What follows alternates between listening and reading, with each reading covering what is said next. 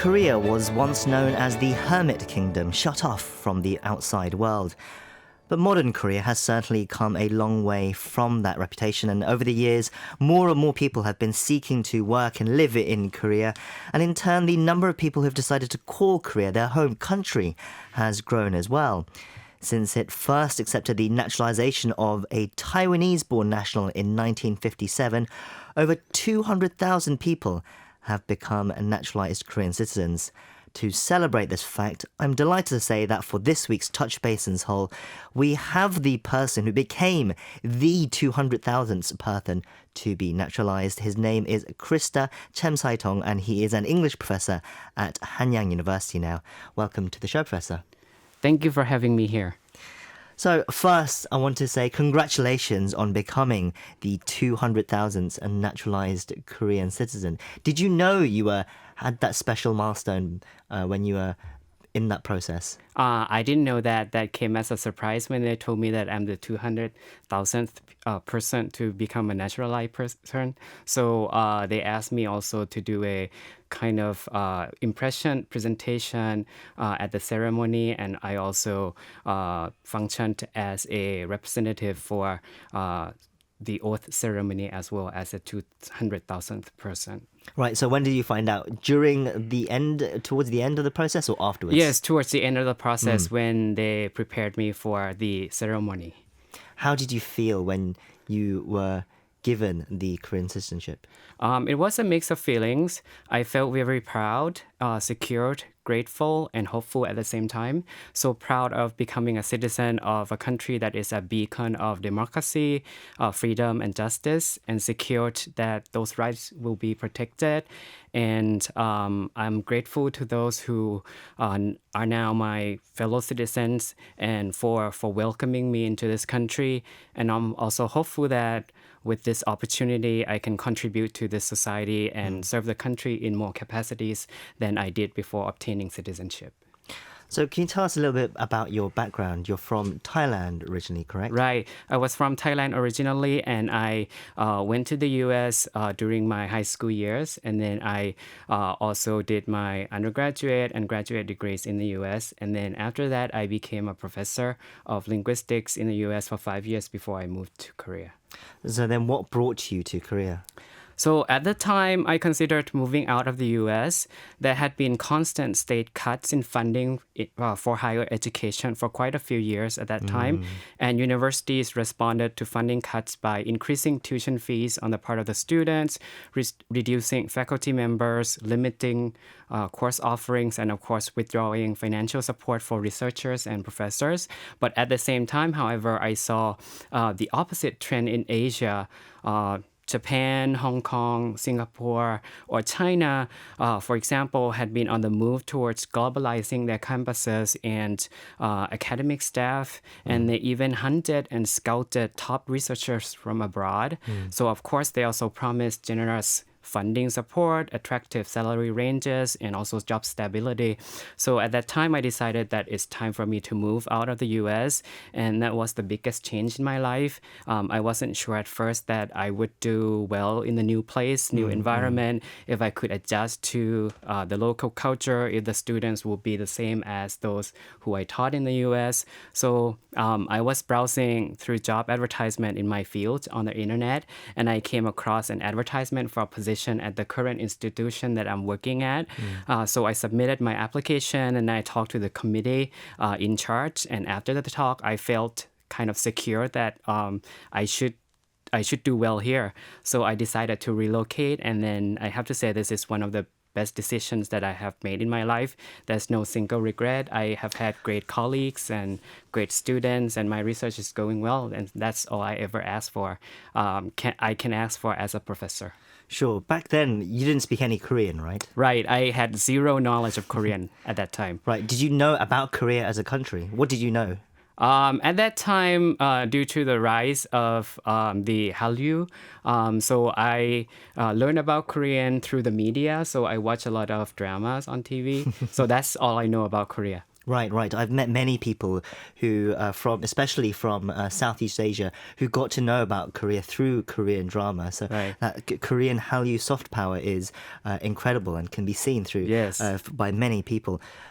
You came to Korea as a professor, but then how did you end up becoming a citizen? What made you take that path? Because there are many people who would be who would be professors here, but they're not necessarily become naturalized. Right, right. So recently I decided to apply for citizenship because professionally speaking, with citizenship, I can enjoy even more academic freedom.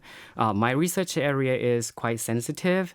It's about language use and capital trials. So since now I'm part of the community, I hope that I can make my voice heard and create impact for my research on the local level rather than in the academic world only. So Right. that's my decision. Right, right. So from your research and from the work you do, you felt like this was becoming more of your home and you wanted to put down roots here professionally and I'm guessing personally as well. Precisely. For many of our listeners, I mean, how was the naturalization process? For many of our listeners, they might not be aware of how difficult it could be. Right. There are many ways that one can get naturalized and get citizenship. For example, if you marry a Korean spouse, you can apply for citizenship that way. Another way is if you live in Korea more than 5 years consecutively, you can apply for citizenship as well. But each way has different requirements and steps. In my case, however, it's different. I apply as an outstanding individual, and in Korean it's called 우수인재. So for this type of naturalization, one should prove himself or herself to be internationally recognized in his or her field, whether it's academic, whether it's sports, whether it's art or performance. So I submitted evidence for that. For example, the books and research papers that I published in the last 5 years, my roles as editorship and reviewers for academic journals, my roles as invited speakers at international venues. So the committee decided on my case and I was accepted as an outstanding individual.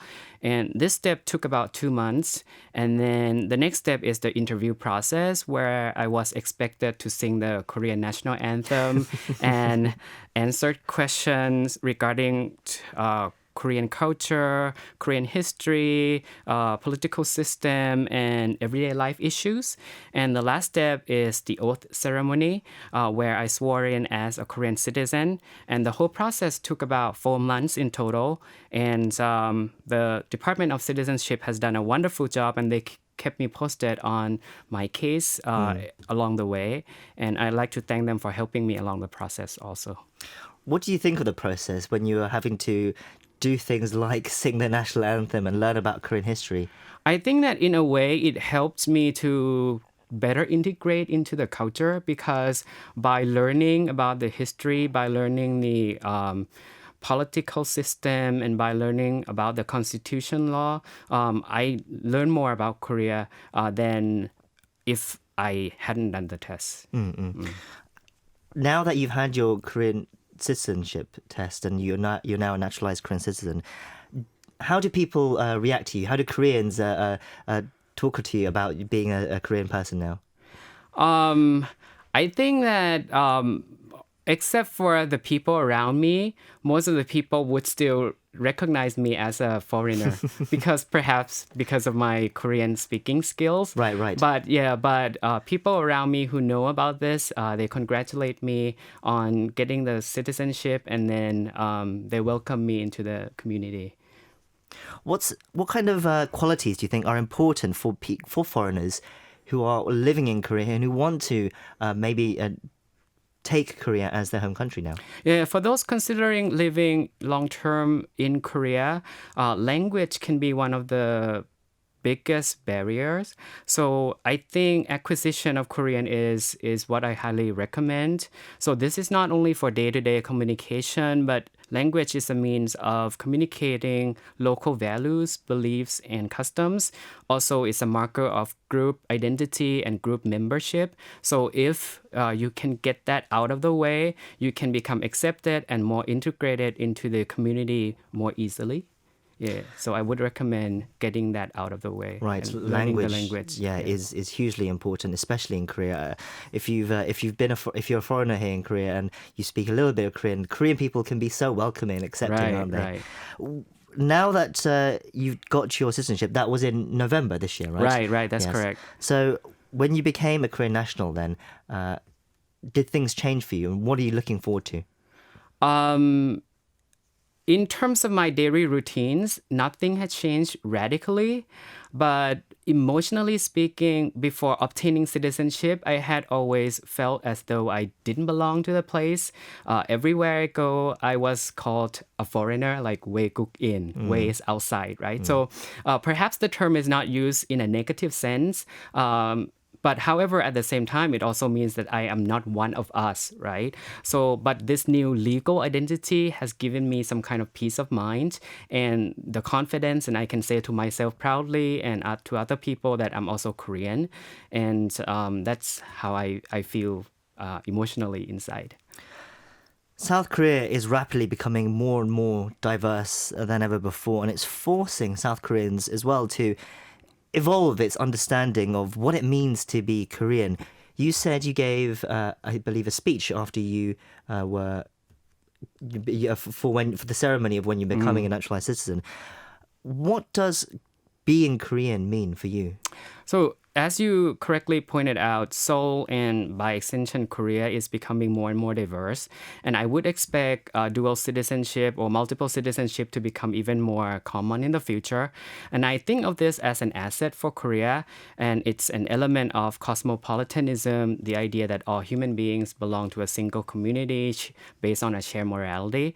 And we can think of a nation that is not only bound by race or religion, but by shared values of freedom, of liberty and equality like that. So Koreans take pride in core democratic values and constitutional principles, including like liberty, equality, and the pursuit of happiness. As a Korean person, I also embrace those core values and will fight for those values as well. Some people argue that people with dual citizenship have weak commitment to the new country. They say, for example, that a person cannot be loyal to two countries any more than to two spouses or two religions at the same time. In my case, I think that a better metaphor might be to view Korea and my country of birth as my kids. I can love, honor, and defend more than one of them. And when they fight, I want to break it up, not join in one side or the other. So in this sense, it's much better for international peace and cooperation.